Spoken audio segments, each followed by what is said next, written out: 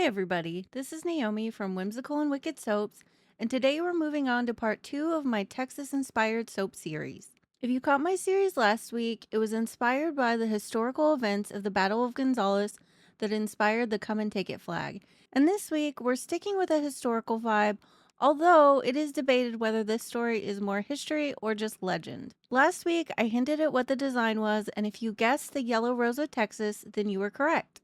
Now, the story of the Yellow Rose of Texas goes back to the Texas Revolution in the 1830s, similar to the time of the last soap that we did. The legend centers around a woman named Emily D. West, a free black woman who worked as a servant and was nicknamed the Yellow Rose. And the tale says that during the Battle of San Jacinto, Emily distracted Mexican General Santa Anna, giving Sam Houston's army the perfect chance to strike and win a decisive victory that helped secure Texas independence.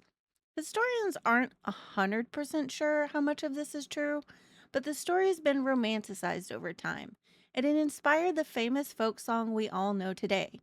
Either way, the Yellow Rose of Texas has become a symbol of Texas pride, mystery, and folklore, and now the inspiration for the soap we'll be doing today.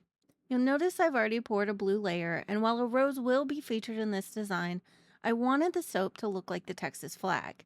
And we're going to have to pour this in layers and let it set up because doing the Texas flag is a little bit of a tricky design since it has horizontal and vertical lines in it, and I didn't want to waste a lot of soap by trying to do some type of soap scraper design.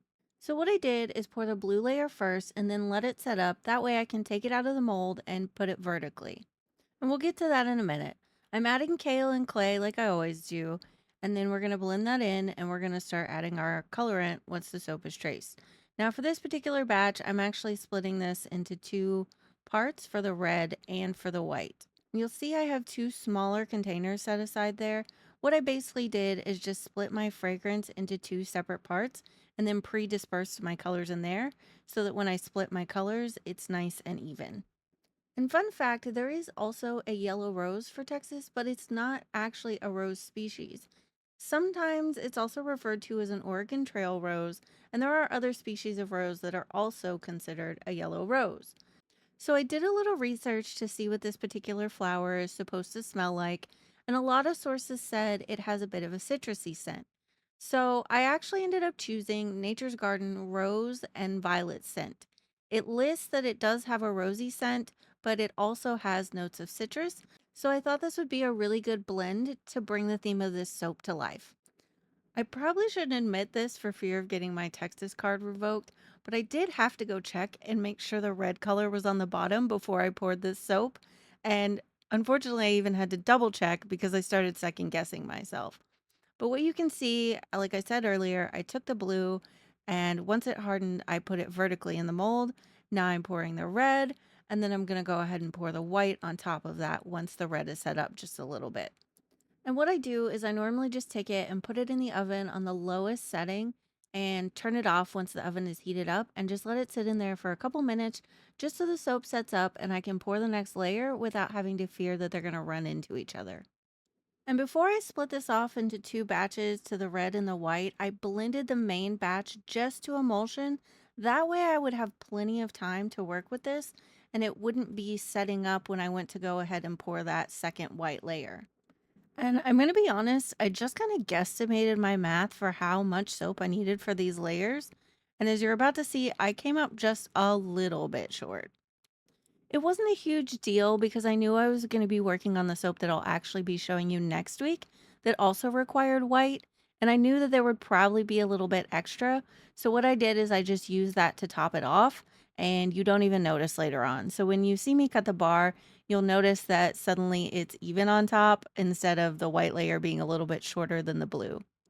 If you know the design of the Texas flag, then you know that the white and the red layer are supposed to be the same width. However, I know when I cut this that that's not going to be the case. So I'm going to tell you, I was definitely praying that that star somehow aligned exactly where it needed to be because on the Texas flag, it's basically centered in the blue adjacent to like the line of the white and the red. And I don't know how I pulled that off, but I did. And I was so happy because I think I would have been upset if I had to remake these and trash the whole batch. Now, you might notice on the blue, I did get some glycerin rivers, and I think part of that is because I didn't use as much of a water discount as I normally use.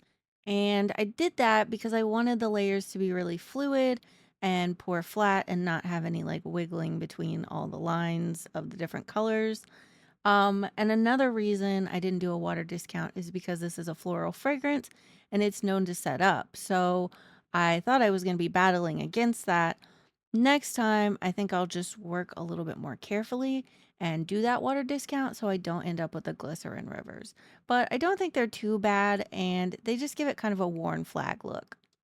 And because my white layer was a little bit thicker than my red layer, I went ahead and kind of measured these and marked them and just trimmed them down so that it had like the perfect shape of the flag.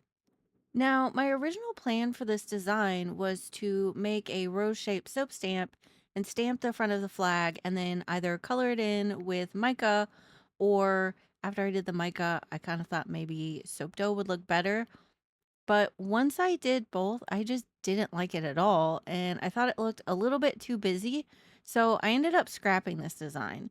So I'm gonna move through it really quickly just so you can see what it looked like and see that sometimes, even if it looks good in our head, it doesn't come out as good in person. And I had always intended to also put a rose on top of these soaps. So I decided after looking at it that I was just going to scrap the soap stamp idea after ruining two soaps.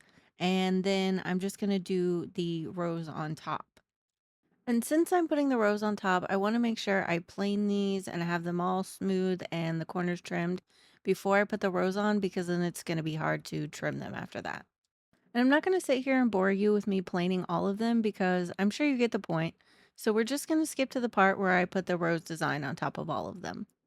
And I just made these roses using some leftover yellow soap dough that I already had on hand, and also a rose mold that I already had for a design I had done previously.